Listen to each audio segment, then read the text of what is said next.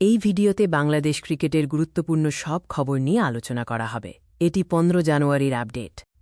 আসসালামু আলাইকুম। আজকের ভিডিওতে আমরা বাংলাদেশ ক্রিকেটের সবচেয়ে গুরুত্বপূর্ণ নিউজ নিয়ে আলোচনা করব। বিপিএলের শুরুর দিনেই ক্রিকেটারদের বয়কট, এটি কিভাবে শুরু হল এবং এর প্রভাব কী, সবকিছু বিস্তারিত জানবেন। আজকের প্রধান খবর হল বিপিএল ম্যাচ বাতিল।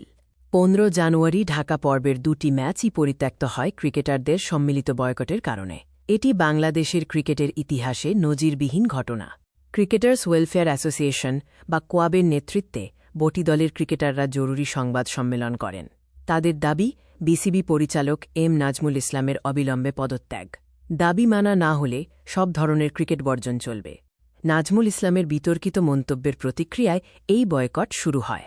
টি20 বিশ্বকাপ নিয়ে তার মন্তব্যে ক্রিকেটারদের অবদান নিয়ে প্রশ্ন তোলা হয়।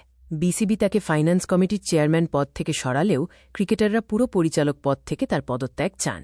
বিপিএল এখন বড় সংকটে। টুর্নামেন্ট অনির্দিষ্টকালের জন্য স্থগিত হওয়ার সম্ভাবনা রয়েছে। বিসিবি সতর্কতা দিয়েছে, আজকের মধ্যে খেলায় না ফিরলে স্থগিত হবে। এই অচলাবস্থা আসন্ন টি20 বিশ্বকাপেও প্রভাব ফেলতে পারে।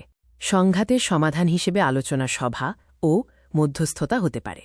ক্রিকেটাররা নাজমুলের পূর্ণ পদত্যাগ চাইছেন, যেখানে বিসিবির অবস্থান আংশিক পদক্ষেপ নেয়ার মধ্যেই সীমাবদ্ধ। আর্থিক ক্ষতি এবং ফ্যানদের হতাশা এক বড় চ্যালেঞ্জ। ধন্যবাদ।